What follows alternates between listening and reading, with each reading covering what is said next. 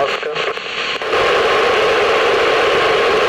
to Juliet Oscar VU2 November X-ray call.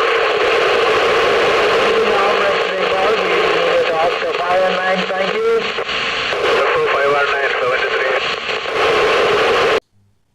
നിങ്ങളിപ്പോൾ കേട്ടത് ബഹിരാകാശ നിലയത്തിലെ അമേച്ചർ റേഡിയോ ട്രാൻസ്പോണ്ടർ വഴി കൊല്ലത്തുള്ള VU2 NXGയുമായിട്ടുള്ള സംഭാഷണമാണ്.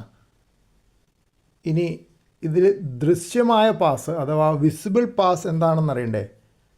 അത് നമുക്ക് നേരിട്ട് കണ്ണുകൊണ്ട് കാണാവുന്ന പാസ് തന്നെ.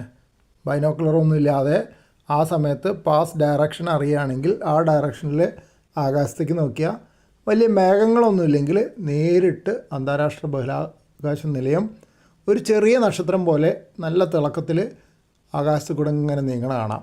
സാധാരണ നക്ഷത്രങ്ങൾ നീങ്ങില്ലല്ലോ, ഇതിങ്ങനെ നീങ്ങി പോണ കാണാം.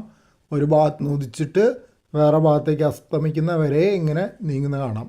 പക്ഷേ പലപ്പോഴും ഇപ്പോൾ മഴക്കാലമല്ലേ, ധാരാളം മേഘങ്ങളുണ്ടാവും.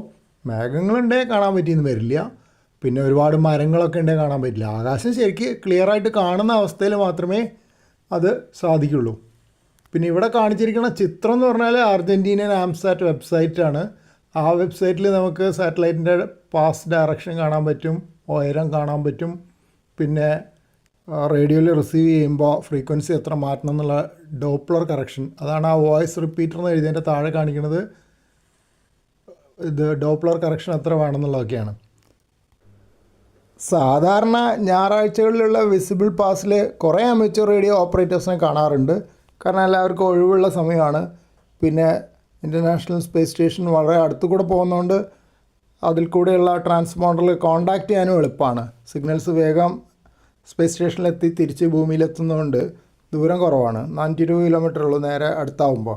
മറ്റേതാണ് 1000, 1500 വരും.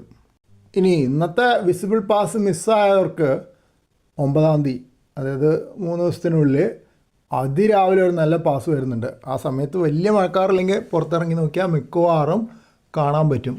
ആ പാസ് പോകുന്ന ഡയറക്ഷനാണ് ഈ കാണിച്ചിരിക്കുന്നത്. ടൈമും ഇതിൽ കാണിച്ചിട്ടുണ്ട് മാപ്പിൽ.